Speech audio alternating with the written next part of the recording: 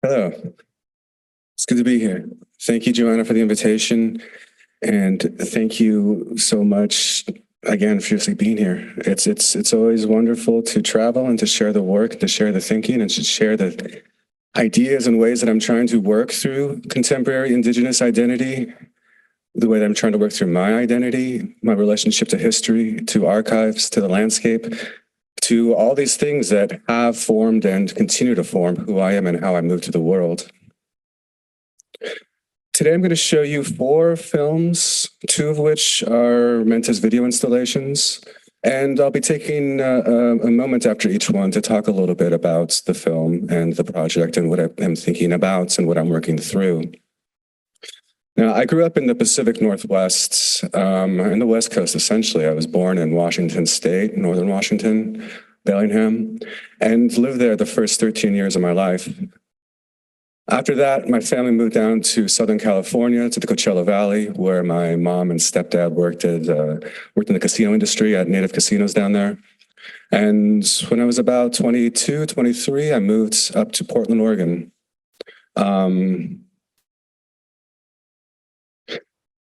Moving there was really important to me because it helped solidify the ways that I had been thinking about the movement that I had experienced around the different parts of the West Coast or to these different parts of my life. You know, growing up in Northern Washington, my tribes are Ho-Chunk and Pechanga from Wisconsin and Southern California, respectively. But growing up in a small farming town near a reservation in Northern Washington, there was a lot of different markers or different ways of moving through that space that was really ingrained in how I lived my life. One, as a guest in these different landscapes, in these different homelands. 2, as a person that is also diasporic, that is not, I didn't grow up with my heritage languages, which one of the pieces we'll speak about. And that movement to these different places really, I don't know, it made me more interested or made me question the ways that I do belong in these spaces rather than the ways that I don't belong, if that makes sense. Now, this first piece I'm going to show is called Anti-Objects, or Space Without Path or Boundary. And it picks up somewhere, I don't know, maybe in 2016, 2015, when I was working with the language Chinookwawa.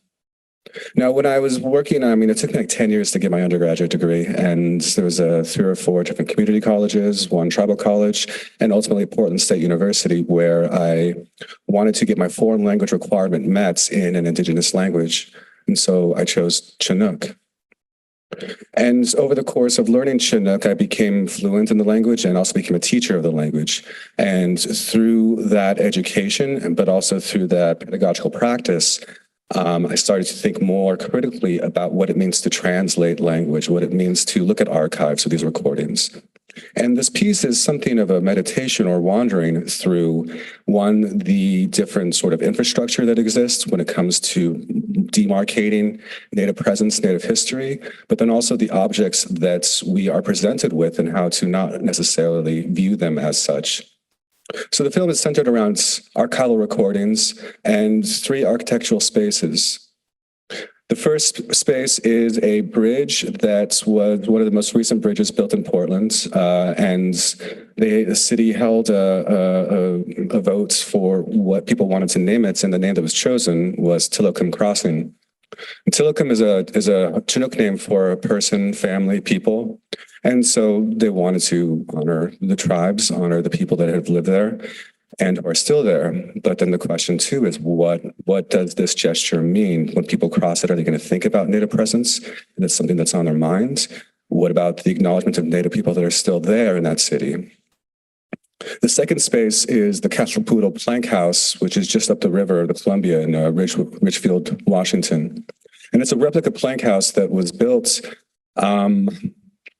and maintained by both the Chinook Nation in Washington and the Forest and Parks Services in Washington State. So in some ways, it's accessible to the public, but when tribes are holding their ceremonies there, it's not. The third space is the Grand Round Reservation, where, I don't know, it's one of the places that house the Chinook language.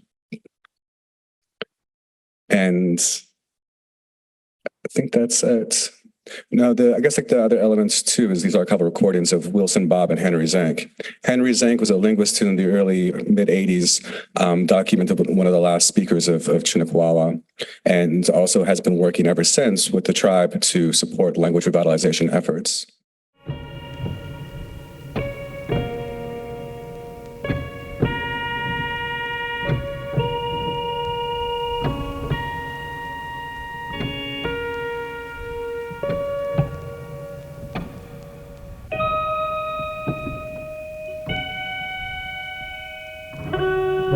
Wow, Denise.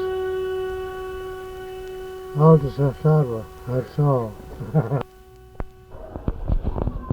Testing, testing, testing.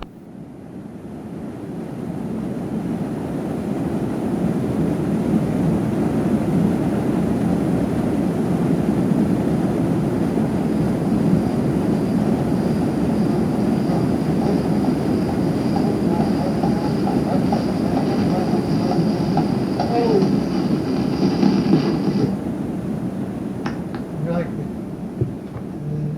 the songs don't sound. Epiphone cylinder 14536, recorded in 1929. Now I can look It's up what also some of number these are. 36 in my notes. It's Clackamas by Victoria Howard. There are 5 songs on this Epiphone cylinder, and I will not interrupt during their playing for dubbing purposes. 1, 4, 5, What did you say, Korea? Howard? Victoria Howard. Oh. Shit, I know that well. Oh, this is a hand-blown song here.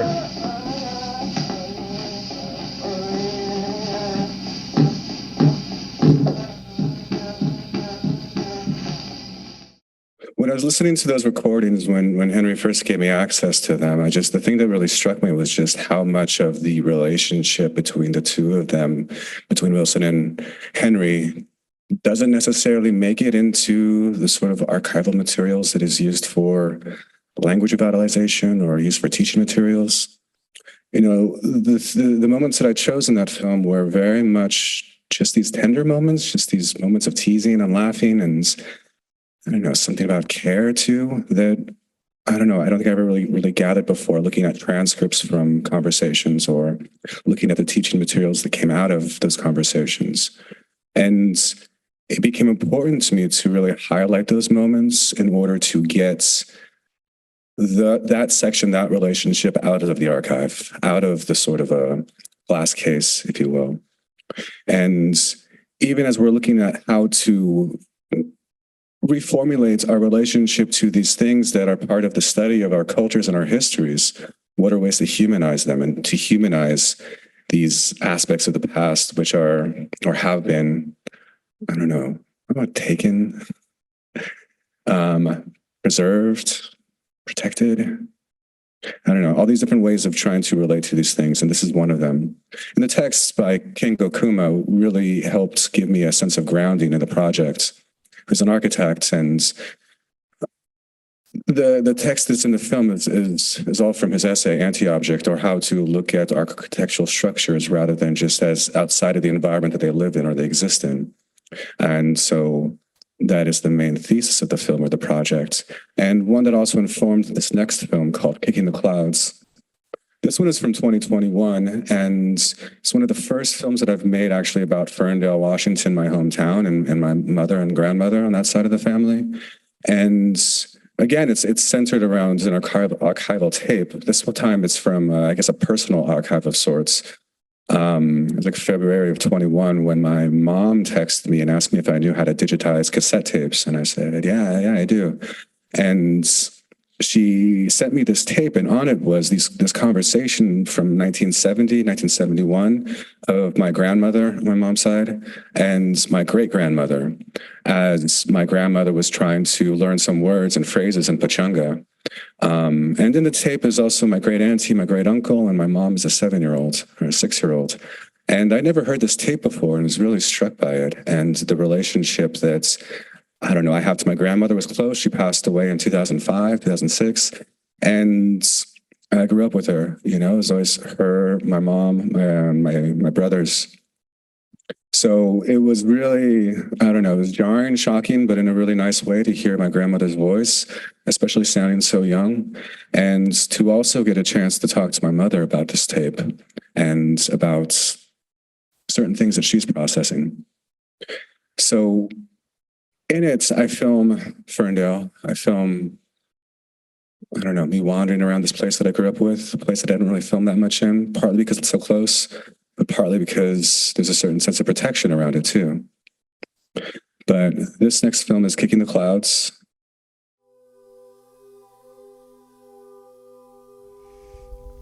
A book had just been written called Introduction to Lisenyo, and my mom, your grandma, wanted her mom to do some of the pronunciations. So we went to grandma's house, and she would say the words in our language and pronounce them. And they would ask her, well, how do you say this or how do you say that? So she would do that. Expect the girls are dancing. No. Pellan. Be too late. Yes is oho. Oho. Aris Micha Ek. How are you? How are you? How was it now? I forgot myself. Yeah, Nietzsche. You Leave it in Kool-Aid, Mom.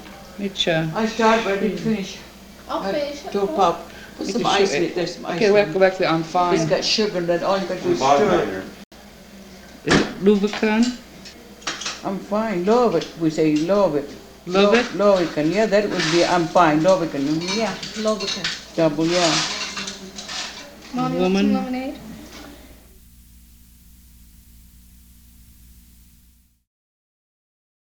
So it's Kicking the Clouds. Like I had said, it's like you were really centered around this tape and the conversation with my mom about my grandma. And I don't know, look, there's part of it too where there's so many things that had happened in my grandmother's life that were hard, but I really didn't want to center those things or have those traumas be the thing that defined her, especially as I'm making something that I'm sharing with you all or to an audience that doesn't know her, that never met her. And also the question of how do I want to remember her and how do I actively try to re-remember the things that I thought that I forgot or have a new relationship to the things that I just learned when it comes to a person and their histories. I don't know. Ferndale is an interesting place too. You know, like, I mean, I said, we were just diasporic in a lot of ways. I forgot how my mom and grandma, it's just because of jobs, World War II, you know, they got jobs at Bremerton. My grandma and her mom working, and I think my great grandpa was in the Navy. My dad ended up there because he was on the Power Trail. And so just moving from these different homelands and these different places of where we belong and where we feel like we belong and where our heritage is part of what is around this next piece called Sunflower Siege Engine. Now, this one is a film that I first made for an installation. And so I was thinking a lot about how things loop and how an audience member might encounter this in a gallery setting or maybe halfway through, or, you know, you have to sit and watch the whole thing from beginning to end. And so I'm thinking about that and the circular sort of forms of storytelling and what that means exactly. And how to move through time and how to move through these different spaces and weave them together. This is a film, too, that I made out of trying to process some things that had happened the last few years around repatriation, rematriation, NAGPRA, the Native American Graves Protection and Repatriation Act of 1990, and what it means to try to have our ancestors returned to us. Compliance with that law has been challenging ever since it was enacted in 1990. And even to this day, there's still, 10,000 remains in California, I think 15,000 human ancestral remains in Illinois. And it differs from state to state, but it's part of an ongoing process of how we can get our things back, how we can get our ancestors back, how we can get these things that are in glass cases, that are objects, that are archival or whatever, and return them to the tribes from who they were taken from. And I made this film as a way to try to process some of those things, like I mentioned, that had happened or that I've been working on. It actually began with I guess like a first and only sort of photo assignment that I did for ProPublica. They did a piece on the Illinois State Museum system, an investigative piece centered on the Dixon Mound Museum there, and really how Illinois is the state with the worst compliance in the Union. And I traveled to Dixon. Dixon Mound Museum, for those of you that don't know, is a museum that was begun first by this amateur archaeologist. He was a dentist, I believe. His last name was Dixon. And on his property, he discovered that there were mounds and burial mounds there. And so he decided to dig them up and see what was going on down there. And I think it was handed over to the state of Illinois in the mid-40s or 50s, but a museum was built on top of one of these open graves. And that was a featured attraction for many, many years until 1990. So you could go to this museum and take a tour of an open grave and see ancestral remains in the Illinois area. And fortunately it was closed down, but in recent years, the interim director is the first Native person to direct that museum, the Dixon Mound Museum. And part of their practice too is removing objects that are on display that shouldn't be on display, that they don't have permission to be on display, and consulting with tribes in order of trying to figure out what's the best way or what's the most respectful way to either return these objects, these funerary objects, these remains, or to have them remain there because it might be the best place for them in terms of preservation. But soon after that, actually, it was 3 or 4 days later, I went to Michigan to help some friends shoot their own repatriation project. They were making a film, they're still making a film about repatriation of ancestral remains in Michigan. And so these two projects happened very, very close together. And I don't know, it's just, when it comes to my practice, I kind of move through these different ideas of how to look at, whether it's mythology, whether it's the history of ethnographic film, whether it's the creation of stories, or even the relationship to my tribe's beliefs in reincarnation and our practices. And so this is it feels like the next logical step for me to take in terms of trying to grapple with these histories. And often I use these films to try to work out how I'm feeling about how these things can intersect or how these things can be woven together. And so this is one of those projects. So in it includes, some thoughts and writings around these moments, this idea of, interacting with the ancestors in very real ways, not just a metaphorical sense. The other is around this poem that I wrote for the poet Diane Burns and the occasion of I think the Greater New York exhibition at MoMA PS1. And I wrote this poem in this event that was honoring her. She passed away in 2006, but she was an important part of this New York poetry scene. And in it, I am working through how to exist as a Native person in my body, in this place, in this land, walking around every day. And the other element is some archival footage from Alcatraz and Richard Oakes reading the proclamation that he read in the late 60s there. But this piece is about 13 minutes long, and talk a little bit more about it afterwards. But I will get it playing right now.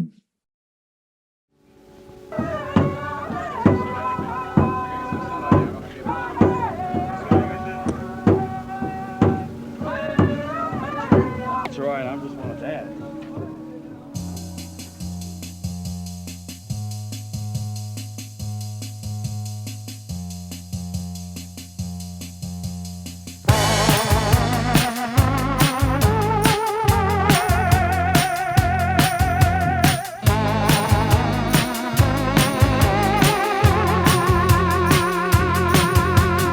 Quiet love is a lazy love in Mexico City.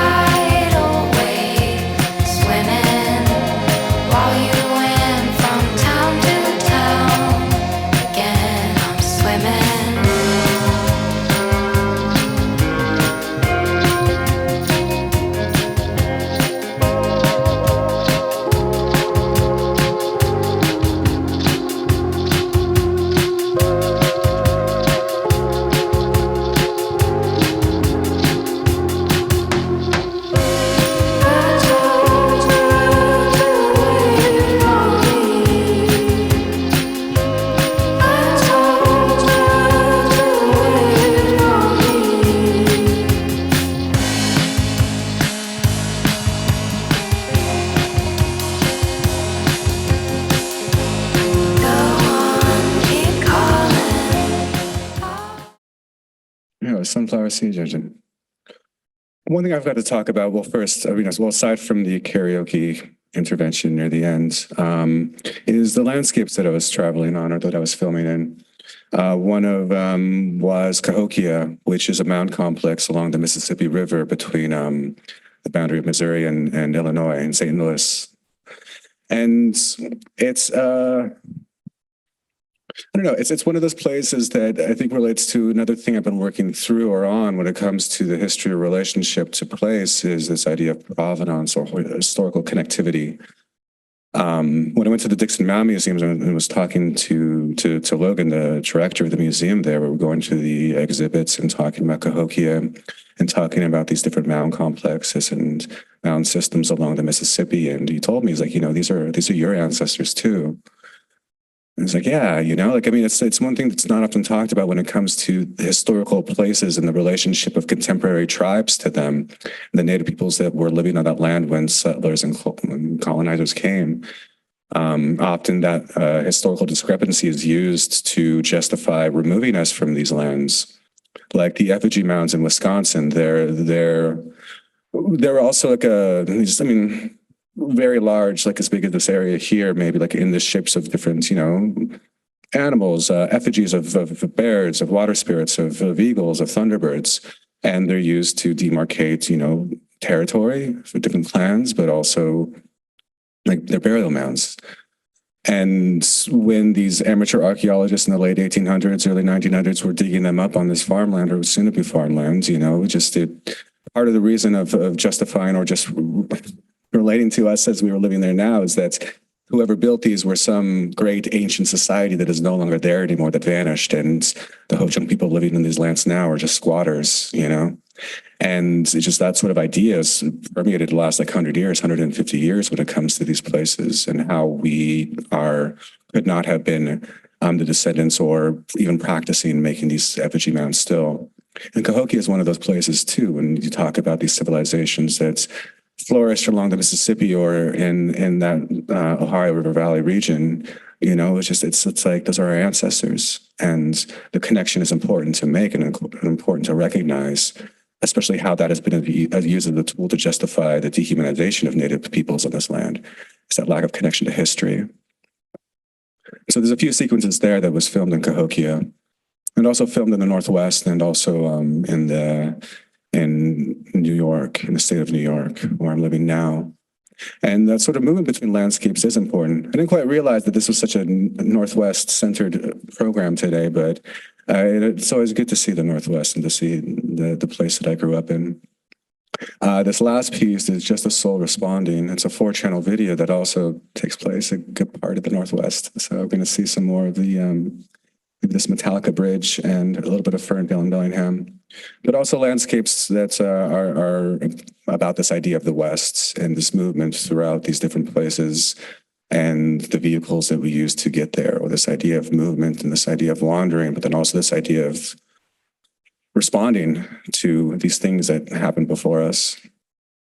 Now, this is a 4-channel video installation, but I have it all in a single screen. So the way that it was designed to be viewed was on 4 separate monitors in a row, each with their own separate sound channel, stereo mix.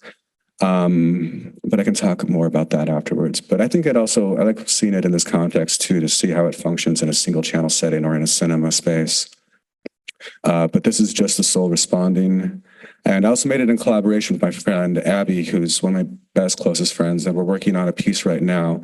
And this was also a way for us to work on figuring out how to write together. So I can talk more about that, but it is about, I guess, 2 souls responding to the world and to the road. Oh yeah, much better.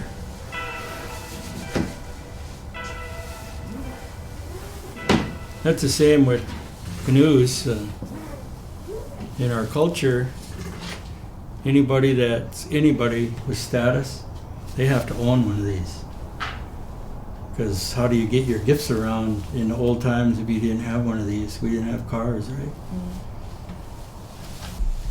My great-grandfather, my namesake, had reef net sites all the way from San Juan Island all the way to Point Roberts. Owned reef net sites. That means he owned a lot of canoes. He was one of the men that signed the 1855 treaty. Chilliwack. Down where Tina lives, he had a great big longhouse, a 500-foot longhouse down there. That was all a field where Tina lives down there. And that land was all his. He had a common law wife, and when he passed away, she sold it all to a realtor that was stealing from the people, right? Land.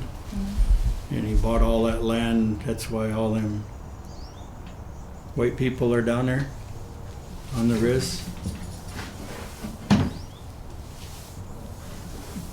One of the doors to his longhouse is actually in the museum in Bellingham. It burned down. I don't know how it burned down.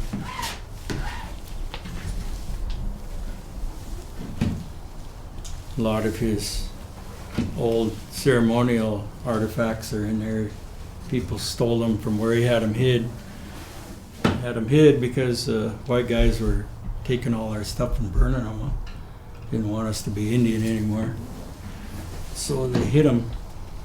And Now they're in a museum. now they're in a museum. A couple young guys found them and sold them to the museum. They know they belong to us. We know they're there. So. Thank you. Yeah, it was just a soul responding. I think too now, I guess for the sake of time, if anyone has any questions, I'm happy to answer. You can see, yeah. So if you have questions, just let me know.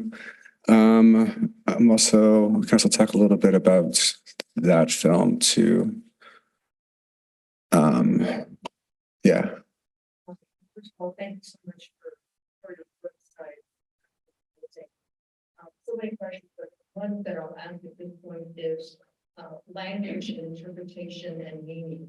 So, so words vary, and even in interpretation, or translation, it may not convey what's really behind the story. So would you speak on that?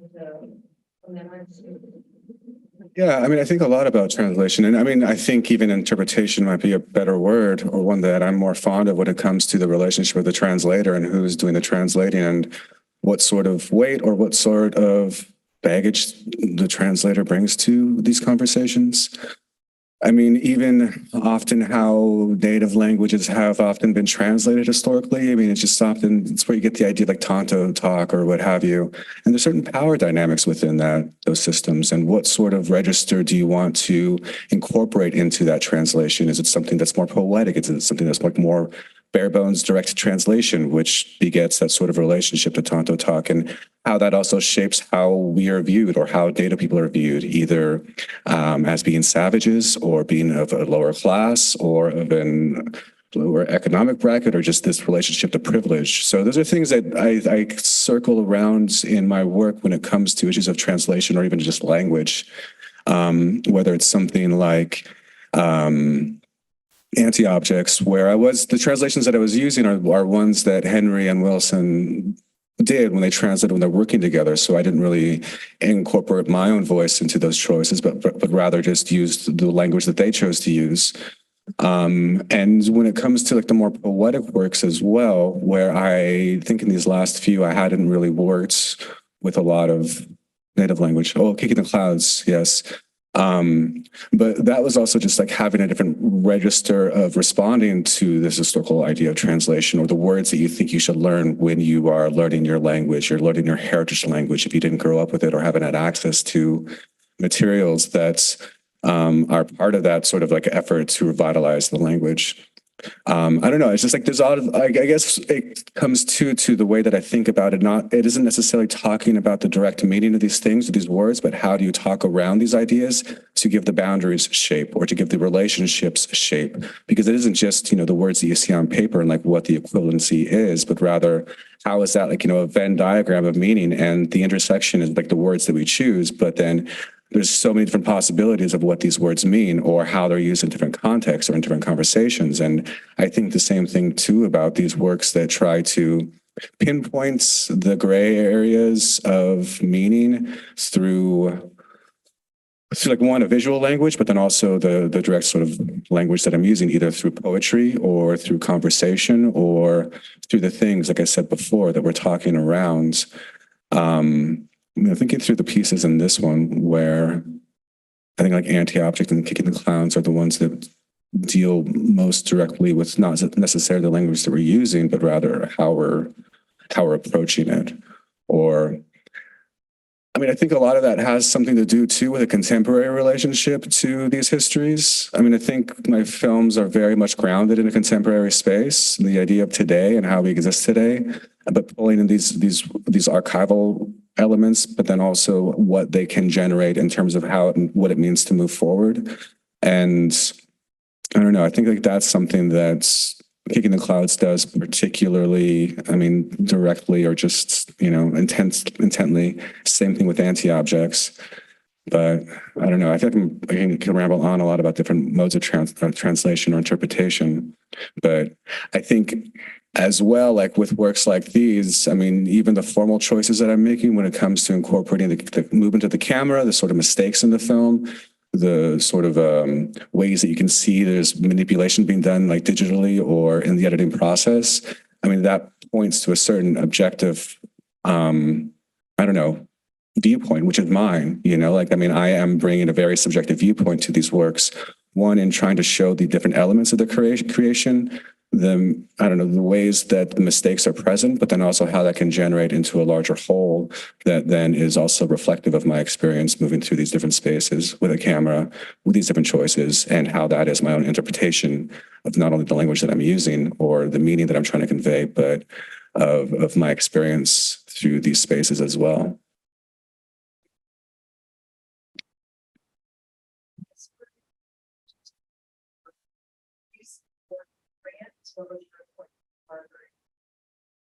I'll take it wherever anyone will have me, I guess, I don't know.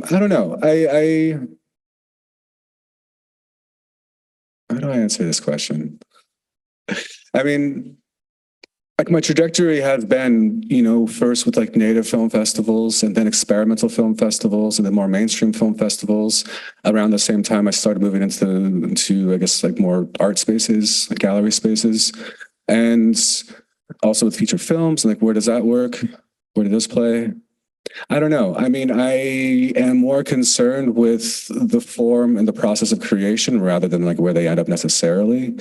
Like with those last two pieces, I made those for gallery spaces to be installed and to be moved through and not necessarily directed by, the beginning and end of a program, or might screen one time. But I don't know. I think continuing to do what I'm doing as far as like museums, film cinemas, Criterion, I don't know. It's the usual.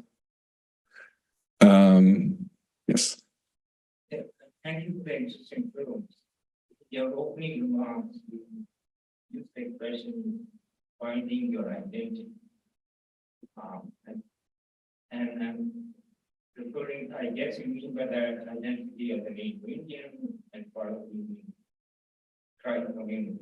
Many years ago, the expression in this country that was supposed to be the magic that helped this country to develop the melting pot.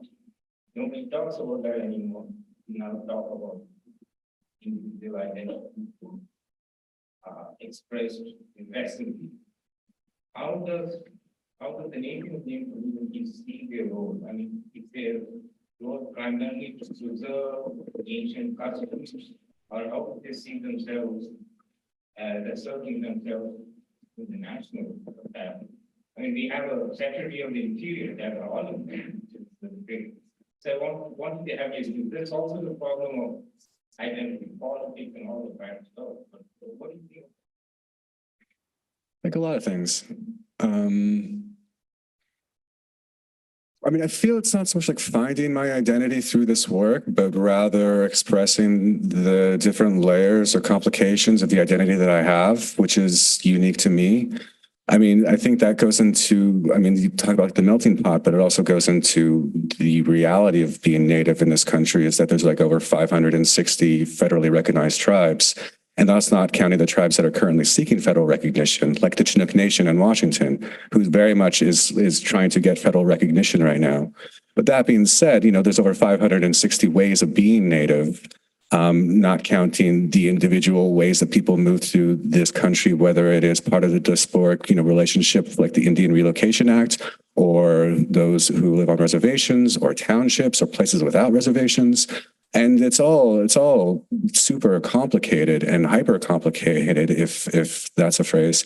But it's also, you know, that's like why I tend to focus more on my own subjective, I'm not objective at all. No, very biased. To my experience, you know, where I am also like trying to not center myself as an authority on Native experience or, you know, the Chinook Nation or the Chinook language, but rather these are the things that I'm experiencing. How that can I relate that? I mean, like what I mentioned too, like the movements of the camera, the sort of cuts, it like points to the hand that is making them, my hand that it's making them. For me, that's also about accountability, you know? It's like I'm not having like a voice of God narration that you don't know who it is. And there's like talking heads with these voice of authority, like saying, this is how we exist, this is what we want to do. But rather it's all very, I guess, like poetic and experiential in that sort of sense to point to these sort of overlaps and swaths of experience and swaths of trying to understand, you know, how do we exist today in this country as part of sovereign nations in these sorts of environments, in this sort of nation that, you know, doesn't want us, that part of their practice and project was exterminating us.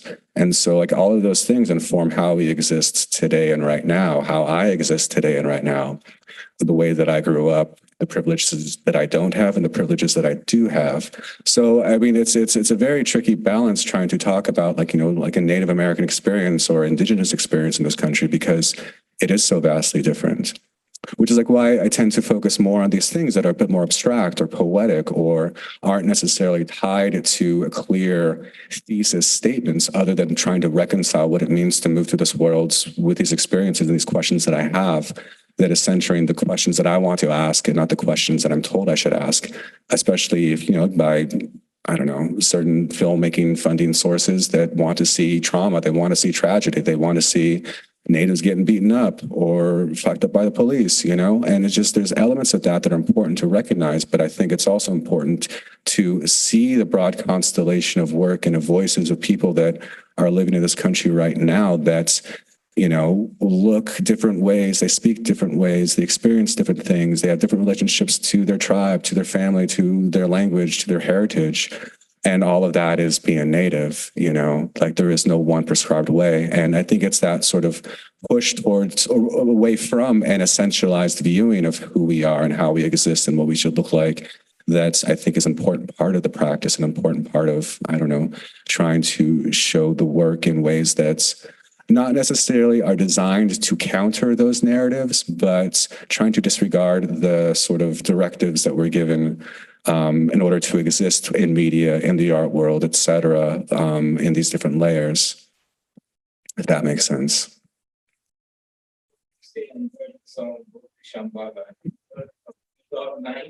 Me too. Thank you for that. No, I love that song. It's one of those songs too that I got stuck in my head for a long time, and it's just like I need to put this in a movie. But yeah, thank you. To speak a little bit about the Cousin Collective that you co-founded with some other artists. Yeah, Cousin Collective was something that my friends and I began in 2017, 2018, or 19. I think it was 19. One of those years. It was at this Flaherty seminar, which is a problematic documentary film seminar, founded off of the films or the ideas of Robert Flaherty, who made that film Nanook of the North, amongst many others. But one of the reasons why we began this collective called Cousin is because, I don't know, we felt like there wasn't a lot of support for indigenous experimental cinema in the United States. You know, that varies from country to country. Like Canada has a lot more funding. I don't want to say a lot more, but I mean, they have more funding for film but also not a lot for experimental cinema. And it's almost non-existent in the United States. And like that stems from these experiences that I had, that others had in this sort of world, whether it's like experimental film or cinema, of being often the only native in the room or the only native in the festival or in the slates of films. And oftentimes that can be a contentious space where there isn't a lot of dialogue, or I don't know, sometimes people like want to be the token. Sometimes, you know, people get territorial in that sort of way, and that can be a pretty oppressive space. And it can be a lonely space as well. And like the story that I have too is like my friend Adam Khalil, like for years, like we'd go to these festivals, but separately, differently. And everyone was always like, oh, do you know Adam? He's the other native filmmaker. Or do you know Sky? You got to see his films, you know? And it's just like, it took years for our paths to cross, but when it finally happened, you know, we didn't feel as lonely. And part of the mission of Cousin is to create that community, or to create opportunities for natives to be together in these different spaces. But I mean, we're not like the most bureaucratic organization. I think we're a bit more loose when it comes to these things. And the thing that we found was that we could draw some financial support from different organizations. First, it was CineReach. Now Ford Foundation is supporting us the last few cycles. But for each of these different cycles of proposals or call for proposals, we support 10 Indigenous experimental filmmakers, either working in cinema practice or a gallery practice, to support their work. And so our first cycle, we gave away $70,000 to 10 filmmakers. And it was money they could do whatever they wanted with. They could pay their bills, they could pay their rent, they could buy a camera. Hope they didn't go to Vegas, but they could have, I'm sure. And it was just this idea too. It's just like, we don't want to have control over the projects that you want to make, you know? I don't want to check in on you. Like, do the things that you need to do to take care of yourself in order to make the work that you want to make. Because it's really hard out there, especially as an experimental filmmaker, which, like I said, there really isn't a lot of support for in this country. And so we're in our third cycle right now, which will be announced soon. But yeah, it's just like, we're not a collective that makes things, but we're a collective that tries to find ways to support artists in their practice and doing what they want to do. Because every little bit helps with this stuff. And like through that, we've also been able to like mentor a bit and just share our experiences, like moving through like the film world and the art world, working with galleries, working with distributors, and these questions that, you know, like unfortunately, like, I mean, I didn't really have that many people available to help me navigate that stuff, especially as a Native person. So whatever we can do to share this information, to share this knowledge that we've gathered along the way, I think it's like, this is for the best. But that's what we're doing with Cousin Collective. Any questions? When you think about these films now, see stuff years ago, you have the inclination or think back to make changes to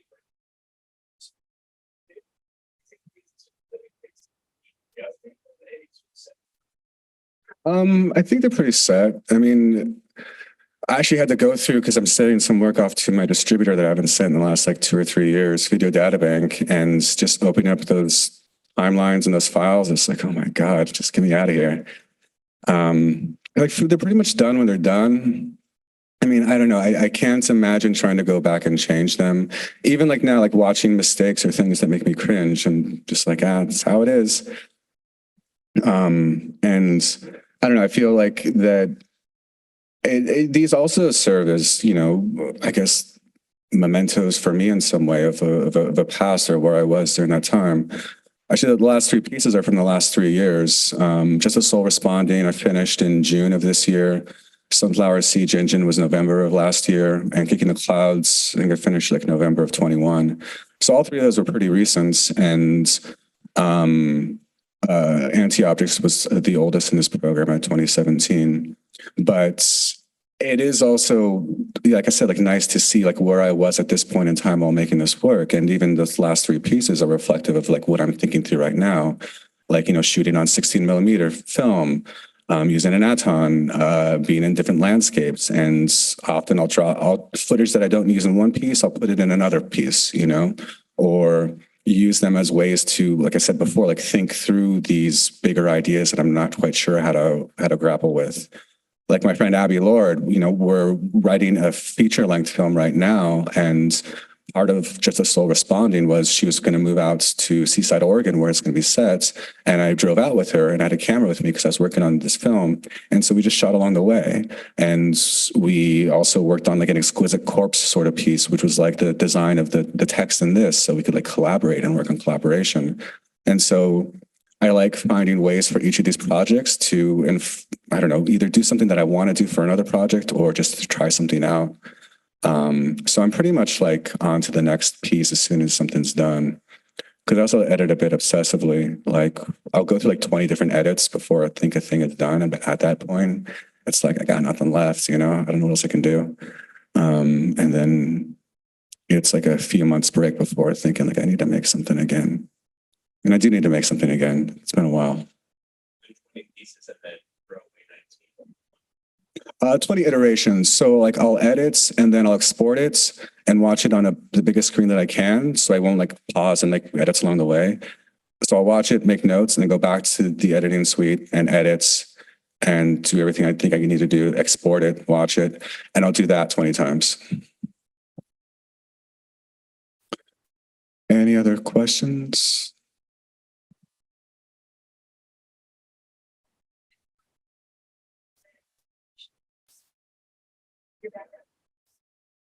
I'm a failed musician. And I think that, learning guitar when I was like 13, 14, being in bands in high school and college, like that was part of like my life growing up. And it's also where I started to learn how to edit, use like a nonlinear editing system. So I learned how to use Pro Tools with like, my music. And when I got around to making film, like some years later, it was kind of my way into first learning iMovie and Final Cut 7 at the time. It's like, oh, I get nonlinear editing. I know this is recognizable to me. And so music was a foundation for me to enter editing. And it's often how I tend to approach it. Like the things that I learned or taught myself when I first was learning how to use Pro Tools informed how I edit in terms of the video that I'm shooting. And I don't know, even like when I'm watching down footage and just like going over it, I'll often put music underneath it or just something I'm listening to at the time to kind of like help get a sense of what the tone is. And oftentimes the music in these last few pieces, like Kicking the Clouds, you get that song at the end, Sunflower Siege Engine with that song in there, and Shambhala. It's like those are songs that I'm kind of like obsessed with at the time that I'm working on a project.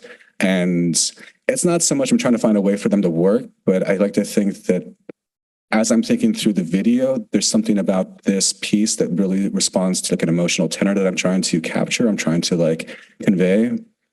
Like in Kicking the Clouds, is actually like I was driving back from the West Coast back to Hudson, New York, where I was living at the time. And Courtney sent me this cassette of her release, and my friend Courtney Astalos, and in it was that song Daphne's Dream at the end of Kicking the Clouds. And I was also just like trying to figure out how to start editing this film. Like one, because it was hard because of, I don't know, the things my mom and I were talking about as far as my grandma, the things that aren't in the film, and just the footage of my family that I was shooting. And when I listened to the song, it just like really stuck out to me because it kind of captured this mood of this tone of the film that I couldn't quite put my finger on. And it gave me a sense of a foundation to then build off of when it came to structuring the film or thinking about how I feel about this film. Not wanting it to be, I don't know, like a sad film or a film that focuses on trauma, but rather a song that tries to look at the person's life and the relationship to not only their identity, but to, the identity of their scions, the people that, have come after. And I don't know, I think that there's something to that music does for me when it comes to approaching these different films that's either just like, it is like that, like, yes, how do I capture that feeling? How do I incorporate that feeling into a work? And also how can it guide me moving through the footage and through the feeling of the film?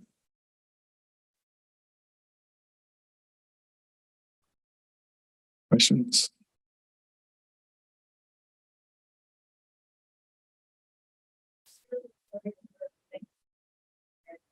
I have a question about your and the colors that you choose. Is it intentional, or there's some sort of language that is working through the colors that you choose, and I'm really into the up and out angle that you do with the sky that you bring in, and I wanted to know about that.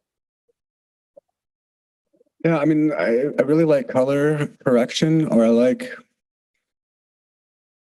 one of the so that's one of the things I think often about when I first started like making more experimental documentary or ethnographic work or experimental ethnographic work was the sort of flatness of these documentaries that are historical around like Native peoples. They tend to be like very flat. I mean, that's also like the film, but also just there's a sense of like the framing and sort of objectivity through documentary, which I don't believe in.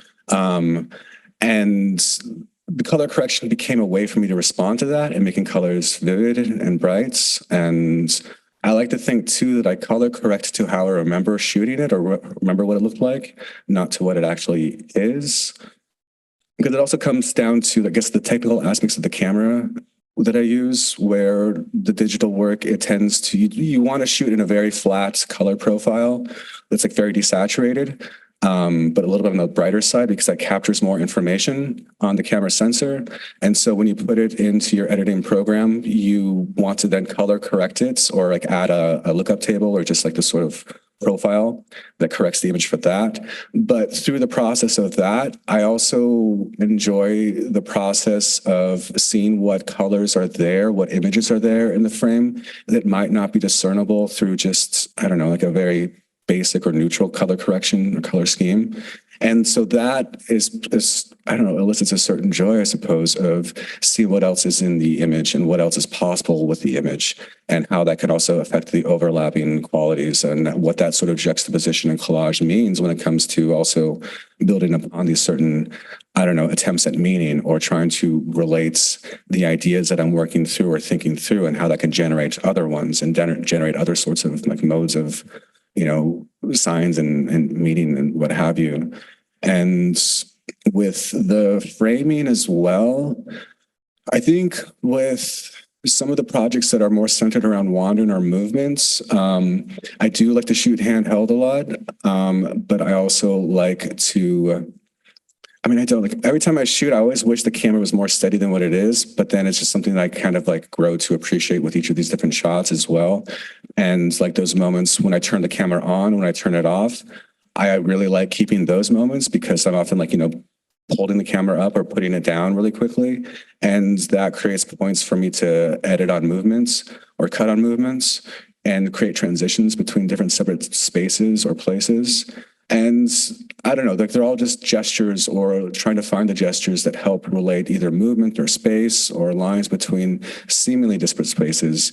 And that also reflects on how I'm editing as well, which often isn't really beholden to a chronology or a certain like linearity of time and how I can move through these different spaces or these different time points that is more about a certain moment in those scenes rather than like what a chronology dictates they should mean, if that makes sense too. I don't know. But like